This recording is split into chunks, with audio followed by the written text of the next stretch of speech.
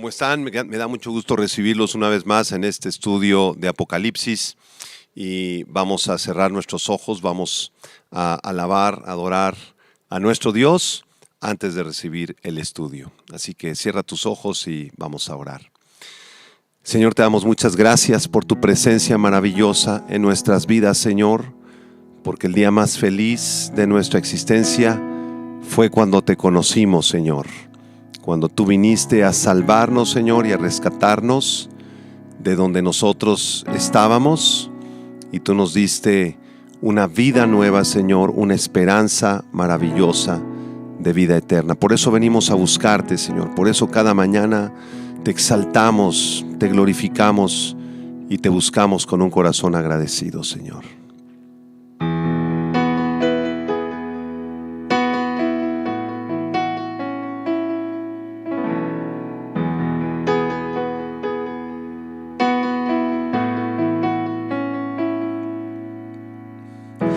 Temprano yo te buscaré, de madrugada yo me acercaré a ti. Mi alma te anhela y tiene sed para ver tu gloria y tu poder. Mi socorro has sido tú, y en la sombra de tus alas yo me gozaré. Mi alma está pegada a ti, porque tu diestra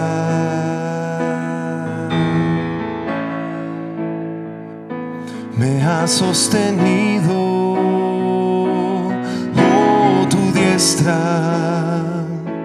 Me ha sostenido.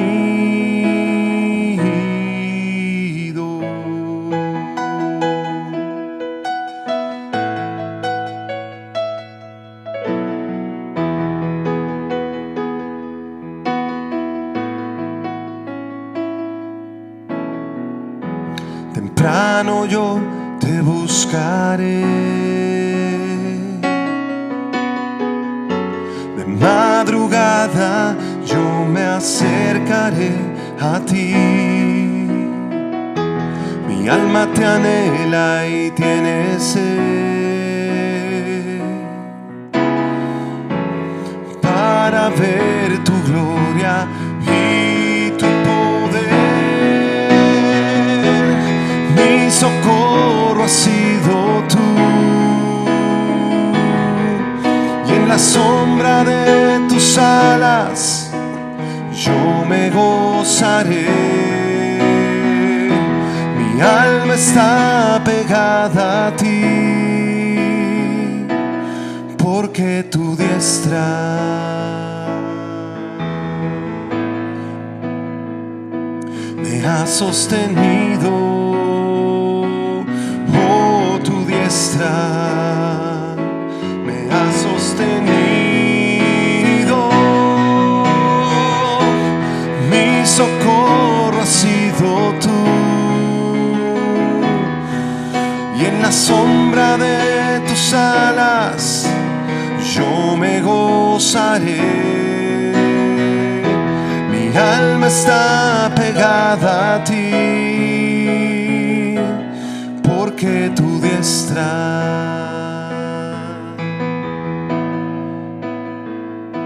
me ha sostenido. Oh, tu diestra me ha sostenido.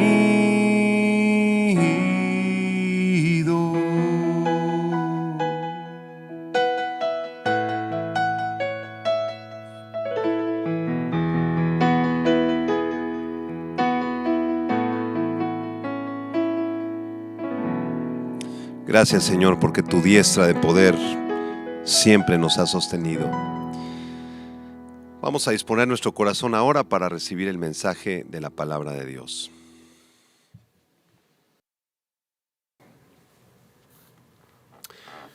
Muy bien, sean todos bienvenidos a este estudio expositivo del libro de Apocalipsis.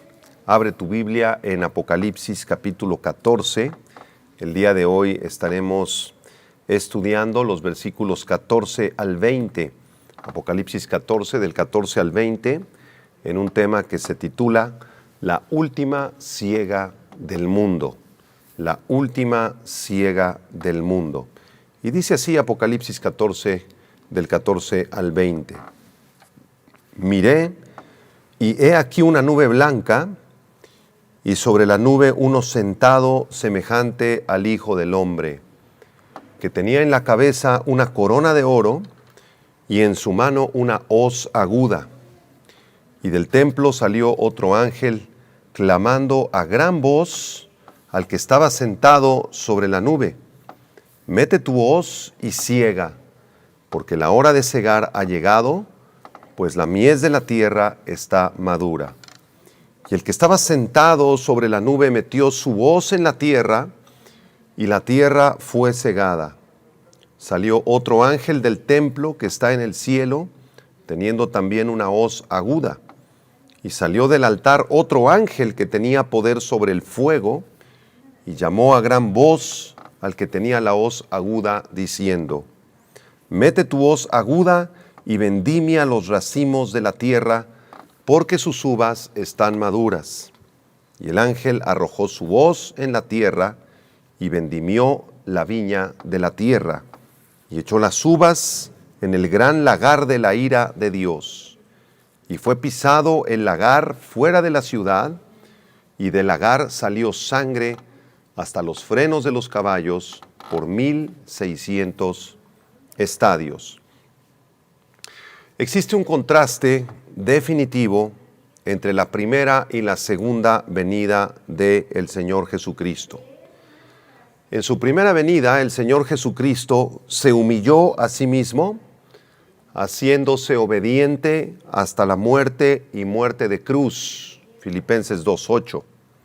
Pero en su segunda venida, el Señor Jesucristo volverá con majestad y poder y gran gloria para gobernar sobre el mundo. En su primera venida, el Señor Jesús vino como un siervo humilde para servir a los demás y salvarles. Pero en su segunda venida, Él vendrá a gobernar sobre todo el planeta Tierra. En su primera venida, el Señor Jesucristo vino a buscar y a salvar lo que se había perdido, dice Lucas 19:10. Pero en su segunda venida, Él ya no viene a buscar lo que se había perdido, Él viene a juzgar a los vivos y a los muertos, como dice 2 Timoteo 4:1.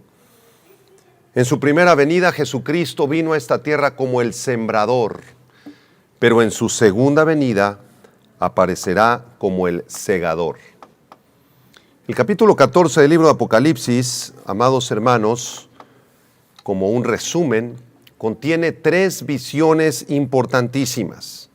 La primera visión aparece del versículo 1 al versículo 5, en donde encontramos a estos 144,000 evangelistas judíos que sobrevivieron al tiempo de la tribulación y están junto con el Señor Jesucristo en el monte Sión. Es una visión justamente antes de que el Señor establezca su reino en la tierra. La segunda visión que aparece en Apocalipsis 14 ocurre del versículo 6 al versículo 11. Y en esta segunda visión vemos a 3 ángeles mensajeros. El primer ángel da la vuelta por toda la circunferencia de la tierra, predicando el evangelio en cada idioma y dialecto, de tal manera que toda la humanidad escuchará el mensaje de la palabra de Dios. El segundo ángel trae un mensaje de juicio, anunciando la caída de Babilonia, la gran ciudad. Y el tercer ángel trae el juicio definitivo sobre aquellos que seguirán adorando a la bestia y a su imagen, los adoradores del anticristo. Más adelante, en el versículo 12 y 13 de este capítulo 14 de Apocalipsis, aparece un pequeño paréntesis en donde el Señor nos muestra la paciencia de los santos, los que guardan los mandamientos de Dios y la fe, y se da una bienaventuranza sobre estos santos mártires de la tribulación que fueron asesinados por el anticristo y por sus ejércitos. Esas son las dos primeras visiones del libro de Apocalipsis capítulo 14, pero a partir del versículo 14 hasta el 20, el texto que leímos hace un momento, aparece la tercera gran visión de este capítulo. Y esta tercera visión es una siega. La tierra es cegada en un par de ocasiones. Lo vamos a estudiar con detenimiento más adelante. Vienen dos juicios terribles sobre la tierra o dos ciegas. Es importante que tú comprendas como estudiante del libro de Apocalipsis que el tema del juicio venidero y de la ira de Dios no solo se encuentran en el libro de Apocalipsis, sino también en los otros libros del Antiguo y del Nuevo Testamento. Por ejemplo, en la carta del apóstol Pablo a los Romanos, en el capítulo 2, versículo del 4 al 8, en la Nueva Traducción Viviente, voy a leer la Nueva Traducción Viviente, Romanos 2 del 4 al 8 dice así: ¿No te das cuenta de lo bondadoso, tolerante y paciente que es Dios contigo? ¿Acaso eso no significa nada para ti? ¿No ves que la bondad de Dios es para guiarte o que te arrepientas y abandones tu pecado? Pero eres terco y te niegas a arrepentirte y abandonar tu pecado. Por eso vas acumulando un castigo terrible para ti mismo, pues se acerca el día de la ira, en el cual se manifestará el justo juicio de Dios. Noten por favor al final del versículo 5, se acerca el día de la ira, en el cual se manifestará el justo juicio de Dios. Verso 6, Él juzgará a cada uno según lo que haya hecho. Dará vida eterna a los que siguen haciendo el bien, pues de esa manera demuestran que buscan la gloria, el honor y la inmortalidad que Dios ofrece. Versículo 8, pero derramará su ira y enojo sobre los que viven para sí mismos, los que se niegan a obedecer la verdad y en cambio viven entregados a la maldad. Así que aquí Pablo nos da una descripción del juicio de Dios, un juicio que viene muy pronto sobre esta humanidad pecadora que no quiso arrepentirse, que desaprovechó todas las oportunidades que Dios les dio para que se acercaran a Él. Otro pasaje que habla de la ira de Dios lo encontramos en la segunda a los Tesalonicenses, capítulo 1. Segunda a los Tesalonicenses, capítulo 1, verso del 6 al 10. En este estudio voy a estar utilizando varias versiones de la Biblia. En esta ocasión lo voy a leer en la Nueva Versión Internacional. Nueva Versión Internacional, segunda Tesalonicenses 1, del 6 al 10. Escucha. Dios, que es justo, pagará con sufrimiento a quienes los hacen sufrir a ustedes. Y a ustedes que sufren les dará descanso, lo mismo que a nosotros. Esto sucederá cuando el Señor Jesús se manifieste desde el cielo entre llamas de fuego con sus poderosos ángeles para castigar a los que no conocen a Dios ni obedecen el evangelio de nuestro Señor Jesús. Ellos sufrirán el castigo de la destrucción eterna, dice Pablo. Ellos sufrirán el castigo de la destrucción eterna, lejos de la presencia del Señor y de la majestad de su poder, el día en que venga para ser glorificado por medio de sus santos y admirado por todos los que hayan creído, entre los cuales están ustedes, porque creyeron el testimonio que les dimos. Así que aquí Pablo otra vez está subrayando la doctrina del juicio de Dios, de la ira de Dios, como Dios, por ser santo y justo, debe castigar a los impíos y a los pecadores. Ahora, hay dos pasajes en el Antiguo Testamento que hablan también de la ira de Dios y del juicio de Dios en los últimos tiempos y que concuerdan como si fueran piezas de rompecabezas con Apocalipsis 14, del 14 en adelante. Vamos a leerlos. El primero de estos pasajes se encuentra en Isaías, capítulo 63, versículo del 1 al 6. Isaías 63, del 1 al 6. Voy a leer la Biblia de las Américas. Dice así: ¿Quién es este que viene de Edom, de Borsa, con vestiduras de colores brillantes? Este majestuoso en su ropaje, que marcha en la plenitud de su fuerza. Soy yo que hablo en justicia, poderoso para salvar. Está hablando el Mesías en el verso 1. Verso 2. ¿Por qué es rojo tu ropaje y tus vestiduras como las del que pisa en el lagar? El lagar lo he pisado yo solo de los pueblos. Ningún hombre estaba conmigo. Los pisé en mi ira y los hollé en mi furor. Su sangre salpicó mis vestiduras y manché todo mi ropaje. Está hablando el Mesías y está haciendo una analogía entre el justo juicio de Dios para los impíos y el hecho de pisar un lagar y ser salpicado por la sangre de los impíos. Versículo 4, Isaías 63:4, la Biblia de las Américas. Porque el día de la venganza estaba en mi corazón y el año de mi redención había llegado. Miré y no había quien ayudara.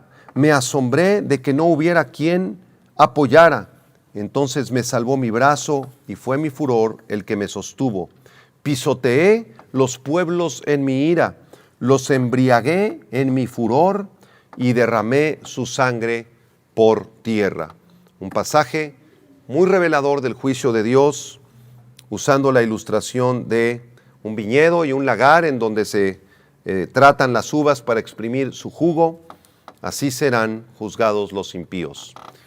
El segundo pasaje en el Antiguo Testamento que concuerda como pieza de rompecabezas en Apocalipsis 14:14 es en el libro del profeta Joel en el capítulo 3. Joel capítulo 3, versículos 12 y 13. Voy a leer la Nueva Traducción Viviente. La Nueva Traducción Viviente dice así: que las naciones se movilicen para la guerra, que marchen hacia el valle de Josafat. Allí yo, el Señor, me sentaré para pronunciar juicio contra todas ellas. Den rienda suelta a la hoz, porque la cosecha está madura. Vengan, pisen las uvas, porque el lagar está lleno y los barriles rebosan con la perversidad de esas naciones.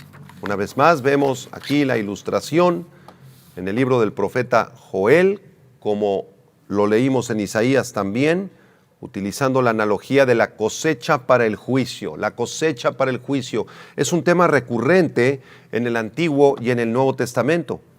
De hecho, el Señor Jesucristo en Mateo 13, versículo 30, versión Reina Valera 60, Mateo 13, 30, cuando estaba hablando acerca de la parábola del trigo y de la cizaña, les dijo a sus discípulos esta parábola: dejad crecer juntamente lo uno con lo otro hasta la siega, y al tiempo de la siega, yo diría a los segadores: recoged primero la cizaña y atadla en manojos para quemarla, pero recoged el trigo en mi granero.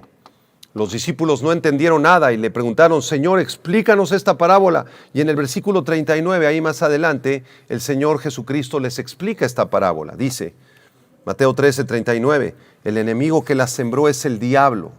La siega es el fin del siglo y los segadores son los ángeles. De manera que como se arranca la cizaña y se quema en el fuego, así será en el fin de este siglo, en el fin de este tiempo, hasta que lleguemos al tiempo de la tribulación y hacia el final de la tribulación. Verso 41, enviará el Hijo del Hombre a sus ángeles y recogerán de su reino a todos los que sirven de tropiezo y a los que hacen iniquidad, y los echarán en el horno de fuego. Allí será el lloro y el crujir de dientes. Así que el tema del juicio de Dios, a través de la ilustración de la siega, del lagar, de las uvas, de pisotear el lagar, se encuentra en el Antiguo y en el Nuevo Testamento. Y justamente este es el tema del capítulo 14 de Apocalipsis, en la tercera y última visión que ocurre del verso 14 hasta el versículo 20. Este pasaje de Apocalipsis 14, del 14 al 20, describe claramente la cosecha final de la ira divina en dos temas de la agricultura. Espero que estés tomando notas. El primer tema es la cosecha de granos. La cosecha de granos ocurre del versículo 14 al verso 16. Y la segunda cosecha es la cosecha de la uva, del versículo 17 al versículo 20. Así que en el pasaje del día de hoy vamos a estudiar dos cosechas, dos visiones en Apocalipsis. La primera, la cosecha de granos, y la segunda, la cosecha de la uva. Y aquí surge una pregunta interesante. ¿Por qué razón el apóstol Juan registra dos visiones del mismo acontecimiento que es el juicio de Dios sobre los impíos? Y la respuesta es sencilla. Esto se debe a que en el libro de Apocalipsis se registran dos juicios al final de la tribulación o la 70ª semana de Daniel. Dos juicios que estudiaremos en las siguientes clases. El primero de ellos es el juicio de las copas de la ira de Dios, que aparece en Apocalipsis 16. Este juicio de las copas de la ira de Dios entonces corresponde con la cosecha del grano, que vamos a estudiar a continuación. Y el segundo juicio que aparece en Apocalipsis, capítulo 19, es el juicio de la batalla de Armagedón. Una batalla terrible, tremenda, sangrienta al final de la tribulación en el territorio de Israel, donde Dios juzgará y destruirá a sus enemigos. Y esta batalla de Armagedón se corresponde entonces al juicio de las uvas, de Apocalipsis 14. Entonces, repito, dos juicios en Apocalipsis 14. El juicio de la cosecha del grano y el juicio de la cosecha de las uvas. La cosecha del grano se corresponde a los juicios de las 7 copas de la ira de Dios, Apocalipsis 16, y la cosecha de la uva, o el juicio de la cosecha de la uva, se corresponde a la batalla de Armagedón. Vamos a estudiar estos dos juicios, estas dos cosechas brevemente. Vamos en primer lugar a la cosecha del grano, Apocalipsis 14, del 14 al 16, y vamos a desmenuzar estos versículos, analizando quién es el segador, cómo es la madurez de la cosecha y cómo será la siega. Vean en primer lugar al segador. Apocalipsis 14, versículo 14, en esta primera cosecha, que es la cosecha del grano.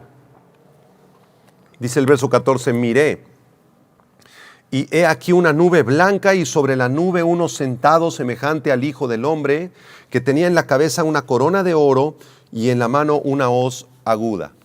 Esta frase, miré y he aquí, si gusta subrayarla en tu Biblia, se encuentra en Apocalipsis frecuentemente y se usa para referirse a un nuevo tema o una nueva visión, una nueva profecía que aparece durante el libro de Apocalipsis.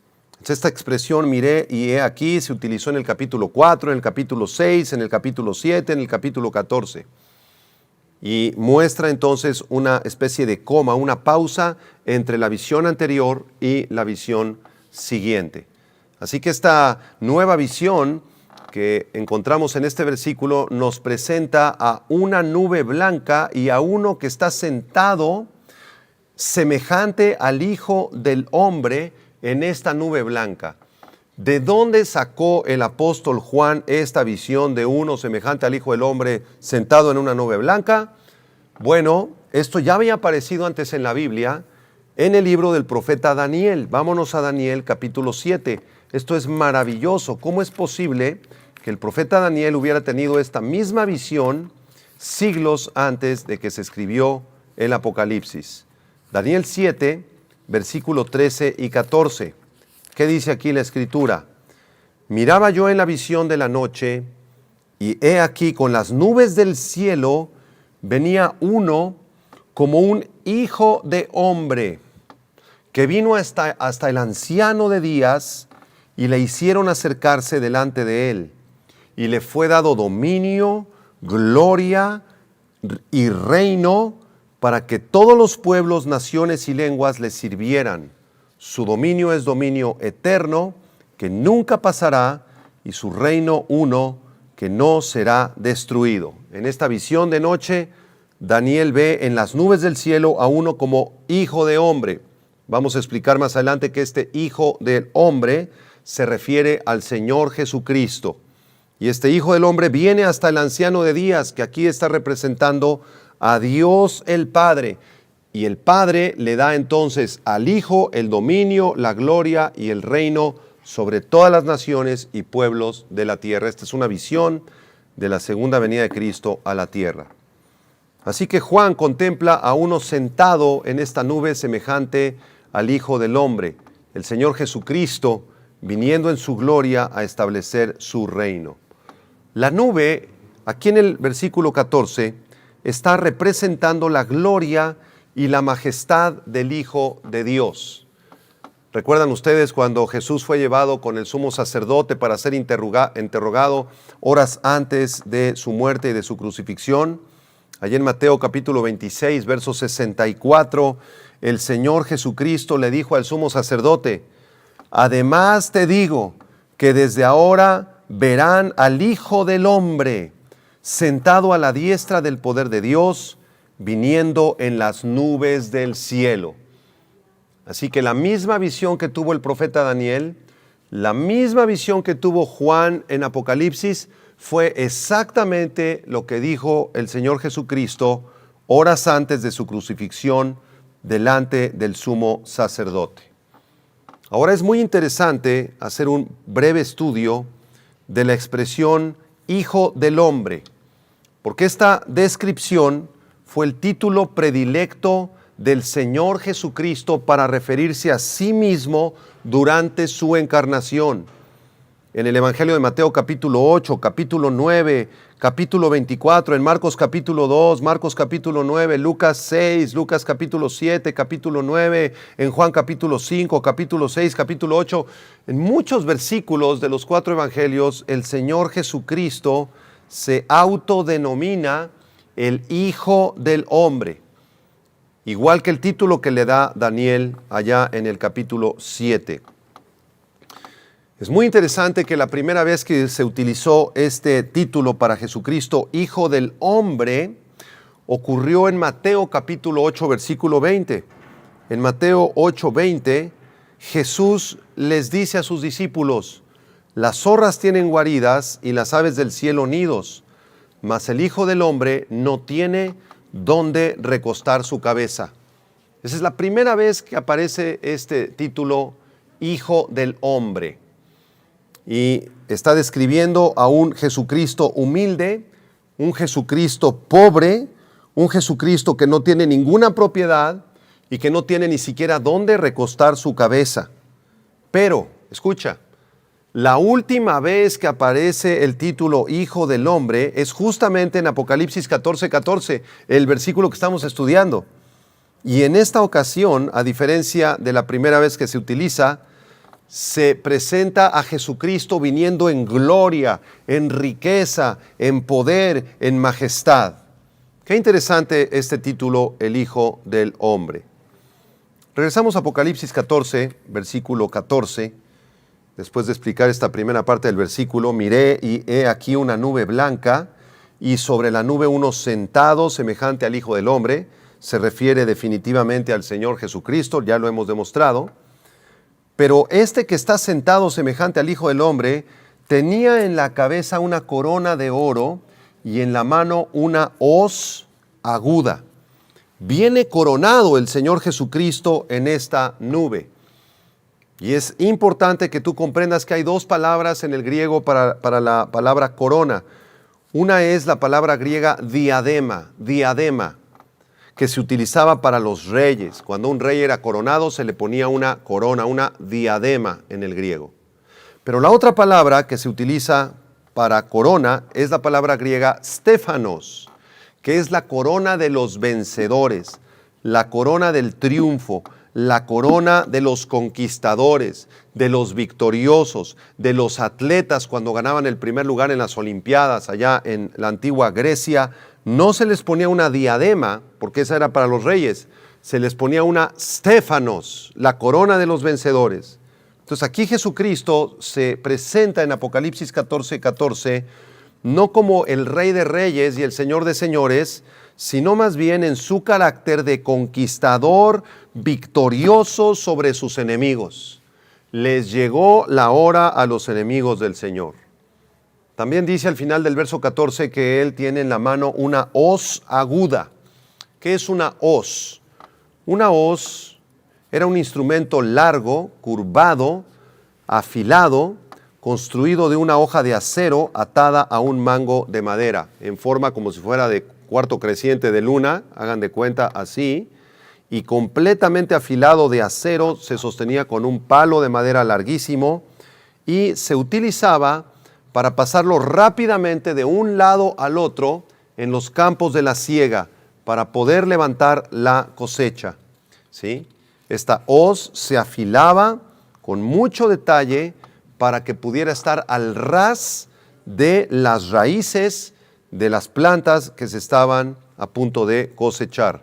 Así que el Señor Jesucristo, con esta imagen, ¿verdad?, coronado en majestad, con la corona de los vencedores, de los victoriosos, tiene este instrumento de la agricultura, porque así como los campesinos mueven de un lado al otro la hoz para recoger la cosecha y cortar de raíz las ramas de las plantas, así el Señor Jesucristo también cortará de raíz, cortará de una vez por todas a sus enemigos de sobre la tierra cuando Él regrese en gloria.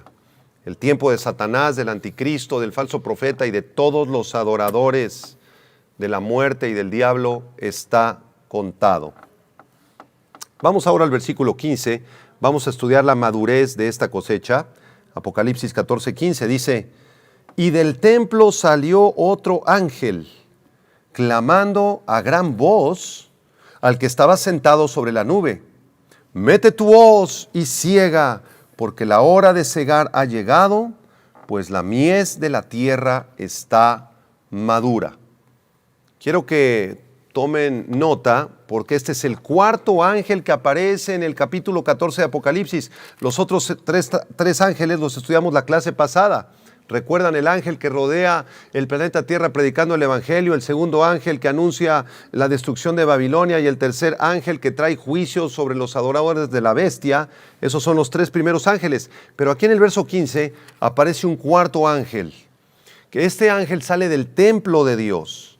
Esto nos revela que en el cielo existe un templo maravilloso y verdadero en aquel lugar que se conoce como la Nueva Jerusalén, el lugar maravilloso donde Dios habita, y de ese templo sale este cuarto ángel clamando a gran voz. Esto quiere decir que está gritando prácticamente con gran desesperación al que estaba sentado sobre la nube, y le dice: mete tu hoz y siega, porque la hora de segar ha llegado. Este ángel no le está dando una orden al Hijo. Los ángeles no pueden ordenarle a Jesucristo nada. Más bien este ángel es un mensajero, como lo expresa la misma palabra en griego angelos, que significa mensajero. Está trayendo el mensaje del Padre hacia el Hijo. El Padre acaba de dar la instrucción, la orden de que ya es tiempo de segar la tierra. El ángel escucha esa instrucción, es enviado al Hijo que está aquí en la tierra ya, y le dice: es hora de que metas tu hoz y ciegues la tierra. La ira de Dios ha llegado a su límite y se derramará en ese momento. Aquí, amados hermanos, en Apocalipsis 14:15, se terminó el tiempo de la gracia, de la misericordia y de la compasión de Dios. Por fin, en Apocalipsis 14:15, después de siglos de historia, de maldad, de perversidad y del pecado, Jesucristo ejercerá su derecho de juzgar a todas las naciones, porque ese derecho le fue dado por el Padre. El Padre le otorgó el derecho judicial al Hijo para juzgar este mundo y juzgar la maldad. En Juan capítulo 5, versículo 22, búscalo en tu Biblia. Juan 5:22, lo voy a leer en la versión Biblia de las Américas. Juan 5:22, Biblia de las Américas. Porque ni aun el Padre juzga a nadie. Qué interesante versículo.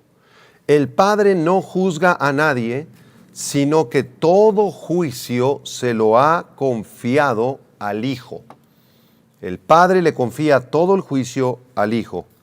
Y en Hechos capítulo 17, versículo 30 y 31, versión Biblia de las Américas, dice: por tanto, habiendo pasado por alto los tiempos de ignorancia, Dios declara ahora a todos los hombres en todas partes que se arrepientan, porque Él ha establecido un día, escucha, Él ha establecido un día en el cual juzgará al mundo en justicia por medio de un hombre, a quien ha designado habiendo presentado pruebas a todos los hombres al resucitarle de los muertos.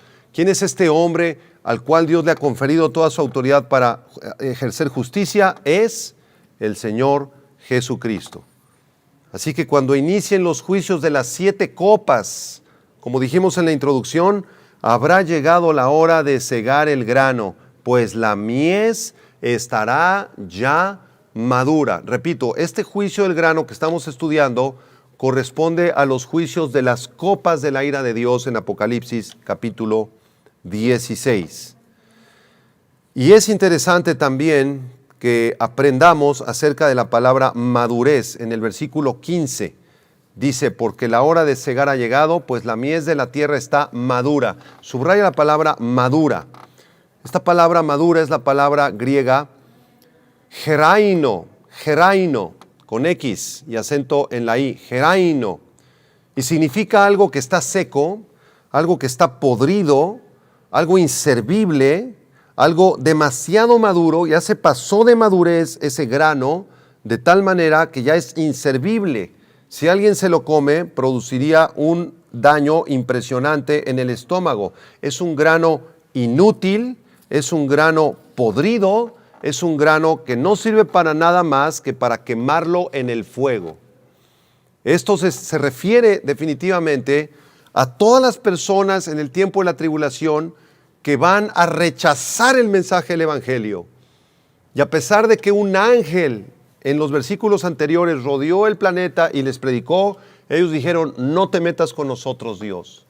No queremos saber nada de Dios. Nosotros tenemos nuestra forma de ver la vida, tenemos nuestra religión, tenemos a nuestros falsos dioses. No nos molestes.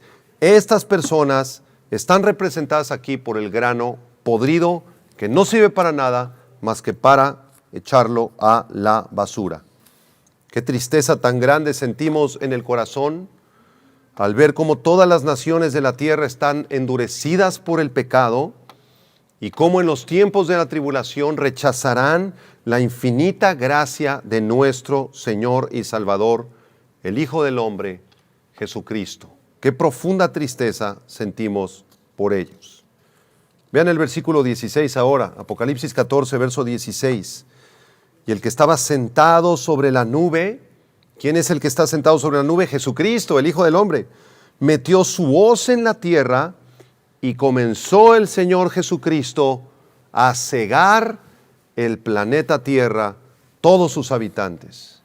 Este versículo 16 es uno de los versículos más trágicos, más tristes de toda la Escritura. Simplemente y sin adornos se registra la ejecución del juicio divino. Esta siega, como ya lo explicamos un par de veces en los minutos anteriores, representa los juicios de las copas de la ira de Dios que se revelan en Apocalipsis 16. La primera copa incluye úlceras malignas y pestilentes sobre todos los adoradores del anticristo, Apocalipsis 16:2. La segunda copa incluye la muerte de toda la vida en los océanos del mundo. Todos los seres marinos, todos los seres vivos del mar morirán, Apocalipsis 16:3. La tercera copa incluye la conversión de los ríos del mundo y las fuentes de las aguas en sangre. Todas las fuentes de agua dulce, los ríos, los lagos, las aguas subterráneas del mundo se convierten en sangre putrefacta. Apocalipsis 16:4. La cuarta copa de la ira de Dios incluye la intensificación del calor del sol hasta quemar a las personas. La capa de ozono quedará completamente destrozada. Los rayos del sol entrarán directamente a quemar a los habitantes del planeta Tierra. Habrán temperaturas de 40 a 50 grados centígrados. Apocalipsis 16:8. La quinta copa incluye las dolorosas tinieblas sobre todo el reino del anticristo. Vendrán unas tinieblas tremendas sobre todo el territorio donde gobierna el anticristo. Apocalipsis 16:10. La sexta copa describe la sequía total del río Éufrates en preparación para una gran invasión de los reyes del este. Apocalipsis 16:12. Y la séptima y última copa incluye el más tremendo, poderoso y destructivo terremoto de toda la historia de la humanidad. Las islas van a desaparecer, van a surgir nuevas islas del mar. Todas las ciudades del planeta Tierra como las conocemos serán destrozadas, quedarán reducidas a añicos, habrán millones y millones de muertos. Esa es la séptima copa de la ira de Dios.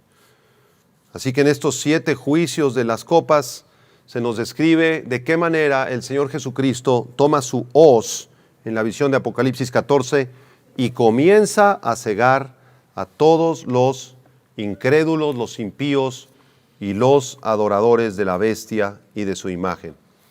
Esa fue la primera cosecha, la cosecha del grano, correspondiente al juicio de las copas. Vamos a estudiar a continuación la segunda cosecha, que es la cosecha de la uva. Regresamos a Apocalipsis 14, ahora ve por favor el versículo 17, la cosecha de la uva. Y en esta cosecha de la uva vamos a aprender quién es el segador, cómo será la madurez de esta cosecha y cómo será la siega. Vean en primer lugar al segador, versículo 17. Salió otro ángel del templo que está en el cielo, teniendo también una hoz aguda. Así que en esta segunda visión, el segador ya no es el Hijo del Hombre, no es Cristo, como en la cosecha anterior, sino que ahora es un ángel. Y este es el quinto ángel, si tú llevas la cuenta, es el quinto ángel mencionado en Apocalipsis 14. Este quinto ángel salió del templo que está en el cielo. Una vez más se nos revela la verdad bíblica de que el verdadero templo no fue el que construyó Salomón, no fue el de Zorobabel, no fue el que construyó Herodes, no fue el tabernáculo de Moisés en el libro del Éxodo, sino que el verdadero templo se encuentra en el cielo, en el tercer cielo. Como lo hemos estudiado anteriormente, los ángeles en el libro de Apocalipsis han desempeñado una importante función durante toda la revelación del libro de Apocalipsis. Fueron los ángeles los que convocaron a los 4 jinetes en Apocalipsis 6. Fueron ángeles los que hicieron sonar las 7 trompetas y derrotaron a Satanás y a sus huestes de demonios en Apocalipsis 12. Además, los ángeles derramarán los 7 juicios de las copas del capítulo 16 y anunciarán la batalla de Armagedón de Apocalipsis 19. Los ángeles además atarán a Satanás en Apocalipsis capítulo 20. Así que no es ninguna coincidencia, no debe sorprendernos que en esta visión de la cosecha de las uvas no sea el Hijo de Dios el que ejerce el juicio directamente, sino que Él mismo, Jesucristo, será asistido por este quinto ángel que aparece en capítulo 14 de Apocalipsis para ejercer este juicio final. Y esto se corresponde perfectamente con lo que dice el Evangelio de Mateo. Mira lo que dice Mateo en el capítulo 13, en el verso 49, Mateo 13, 49. Dice la Escritura: así será al fin del siglo. Saldrán los ángeles y apartarán a los malos de entre los justos. Este ángel, pues, de Apocalipsis 14, 17, también tiene una hoz aguda igual a la que tiene el Señor Jesucristo en la primera visión. Vamos ahora al versículo 18. Regresamos a Apocalipsis 14, versículo 18. Recuerda que este estudio es versículo por versículo, palabra por palabra. Versículo 18, vamos a ver la madurez de la cosecha. Dice el verso 18, salió del altar otro ángel, este sería el sexto ángel en la visión de Apocalipsis 14, apúntalo. Salió del altar otro ángel, el sexto, que tenía poder sobre el fuego y llamó a gran voz al que tenía la hoz aguda. O sea, le dijo este nuevo ángel, el sexto, le dice al quinto ángel, le dice: mete tu hoz aguda y vendimia los racimos de la tierra, porque sus uvas están maduras. Ahora vamos por partes. Subraya por favor en el versículo 18, donde dice altar. Salió del altar. Porque aquí hay una pregunta teológica muy interesante. ¿Cuál es el altar de donde sale este ángel?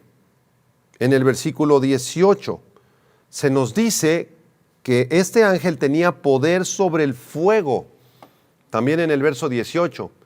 Entonces, para contestar nuestra pregunta, debemos relacionar el altar con el fuego. El altar con el fuego. Y habían dos instrumentos en el tabernáculo de Moisés, dos muebles en los cuales se relacionaba el altar con el fuego. El primero era el altar del holocausto, que se encontraba en el patio exterior. En este altar del holocausto los sacerdotes o levitas subían para ofrecer en sacrificio distintas clases de animales. Después, más adelante, en el lugar santo había otro altar, que era el altar del incienso, donde los sacerdotes tomaban carboncitos encendidos del altar exterior, del altar del holocausto, traían en unas palitas los carbones encendidos y en la mañana y en la noche los depositaban en el altar del incienso, donde ponían incienso que representa las oraciones de los santos. Así que, ¿con cuál de estos dos altares estará relacionado este ángel de Apocalipsis 14, 18? Bueno, la mayor parte de los teólogos piensan que está relacionado con el altar del incienso. Con el altar del incienso. Y hay dos visiones que ya ocurrieron anteriormente en el libro del Apocalipsis, en donde se menciona este altar del incienso en relación con las oraciones de los mártires de la tribulación.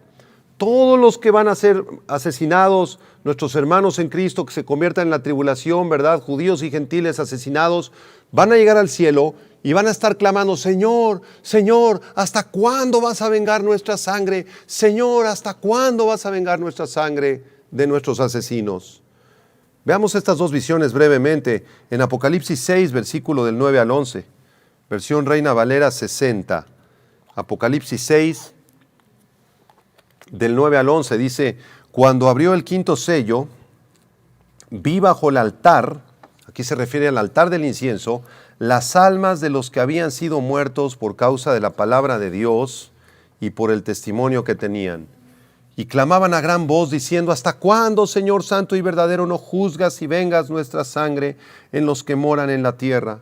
Se les dieron vestiduras blancas y se les dijo que descansasen todavía un poco de tiempo, hasta que se completara el número de sus consiervos y sus hermanos, que también habían de ser muertos con ellos. Así que aquí aparece este altar del incienso lleno de carboncitos encendidos, con el incienso que está representando las oraciones de los mártires de la tribulación, clamando por venganza.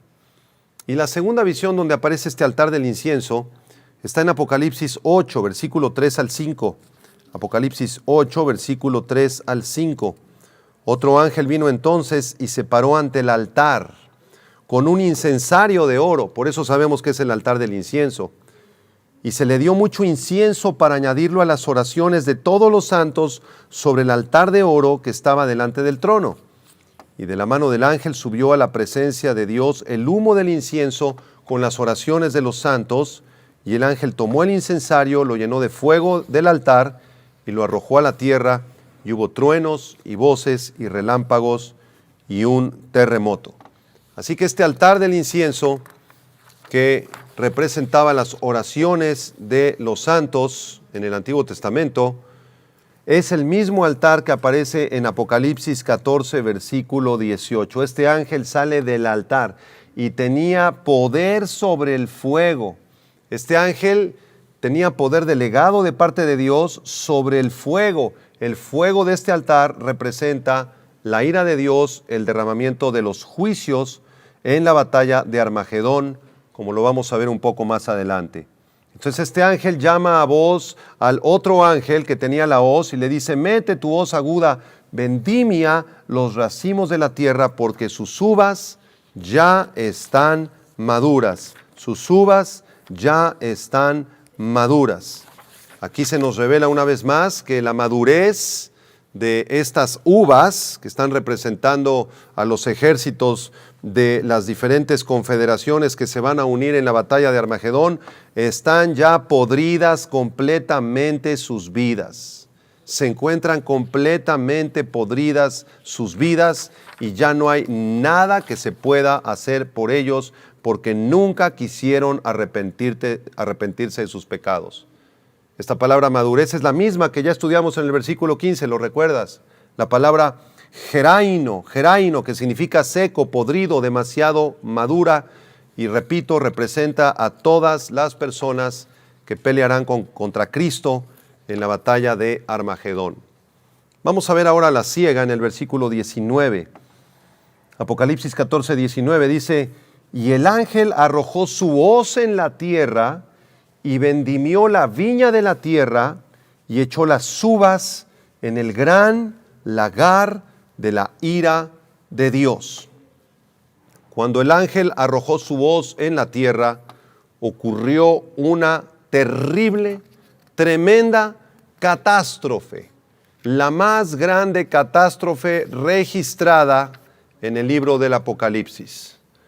Todas las personas perversas que sobrevivieron a los juicios de las copas, que sobrevivieron a todos los juicios de los sellos y de las trompetas, serán vendimiados. En otras palabras, serán cortados por el Señor Jesucristo, porque ya están podridos completamente y serán arrojados en el gran lagar de la ira de Dios. Quiero explicarte brevemente lo que es un lagar. Un lagar estaba formado de dos recipientes de piedra conectados por un canal. Dos recipientes, uno se ponía arriba, otro se ponía abajo, y las uvas se ponían en el recipiente de arriba, en el recipiente superior. Ahí subía una persona o varias personas y comenzaban a pisotear y a pisotear todas estas uvas en el recipiente superior, y por el tubito se conectaban estos dos recipientes y en el recipiente inferior se recogía el delicioso jugo de uva. Y cuando estos pisoteadores terminaban su labor, se encontraban completamente salpicados del jugo de uva. Esta es una imagen, es una figura, como ya lo vimos en Isaías 63, en Joel capítulo 3, en otros pasajes, del juicio de la ira de Dios derramada en la batalla de Armagedón.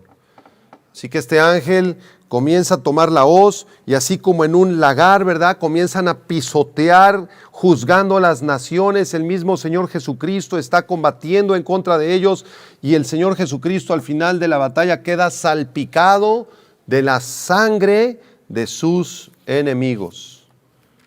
Es interesante que en el versículo 20, regresamos a Apocalipsis 14, ve el versículo 20, dice: fue pisado el lagar fuera de la ciudad.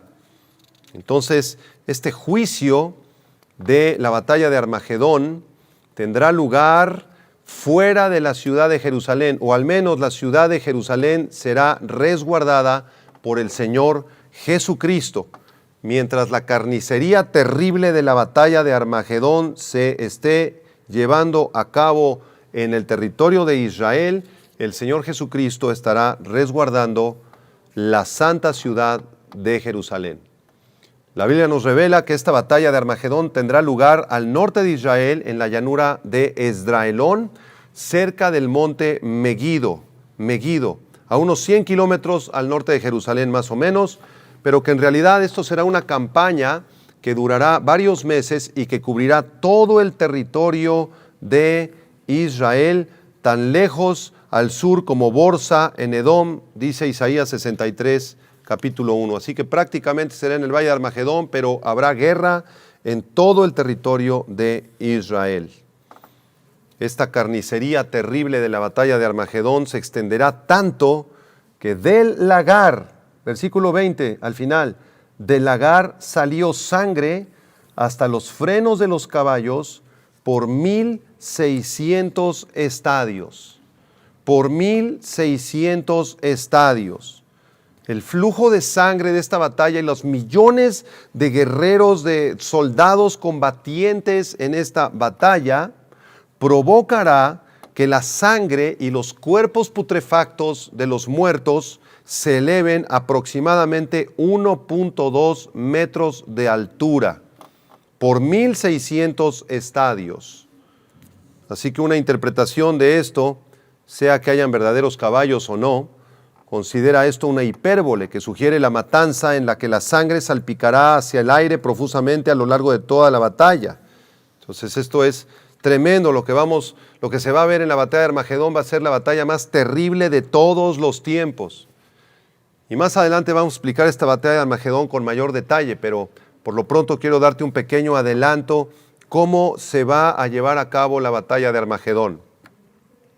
Habrán 4 confederaciones de ejércitos. Todas estas 4 confederaciones van a marchar rumbo a Israel y allí en el valle de Armagedón será la batalla.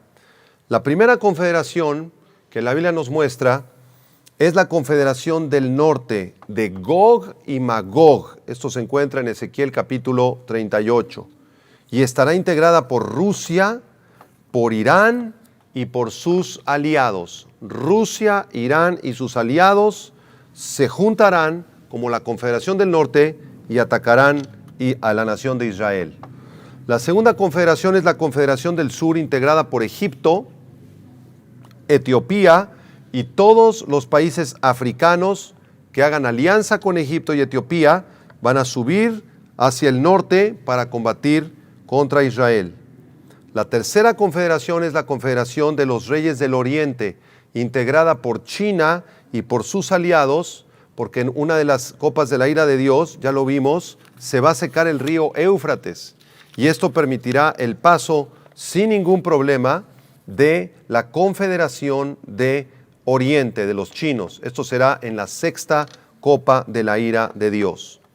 Y la cuarta y última confederación será la confederación del resurgido Imperio Romano, integrado por 5 naciones de Europa y 5 del Medio Oriente, 5 del antiguo Imperio Romano Occidental, 5 del antiguo Imperio Romano Oriental y sus aliados que estén de acuerdo con el Anticristo.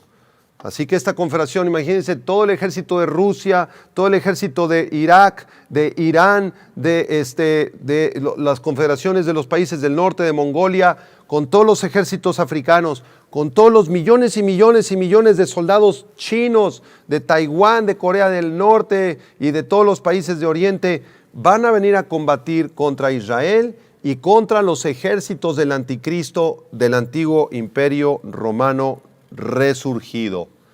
Va a ser una matanza terrible la que se viva en Israel en la batalla de Armagedón.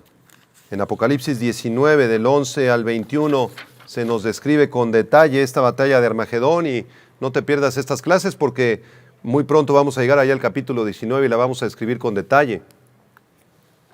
Apocalipsis 19, verso 11 en adelante dice: Entonces vi el cielo abierto, dice el apóstol Juan, y he aquí un caballo blanco, y el que lo montaba se llama Fiel y Verdadero, y con justicia juzga y pelea. Este jinete del caballo blanco es el Señor Jesucristo, el Hijo del Hombre. Verso 12, sus ojos eran como llama de fuego, y había en su cabeza muchas diademas, y tenía un nombre escrito que ninguno conocía sino él mismo. Estaba vestido de una ropa teñida en sangre. Ya lo explicamos por qué. Porque del lagar de la ira de Dios, esta sangre le salpicó. Por eso su ropa está teñida en sangre y su nombre es el Verbo de Dios. Y los ejércitos celestiales, vestidos de lino finísimo, blanco y limpio, le seguían en caballos blancos.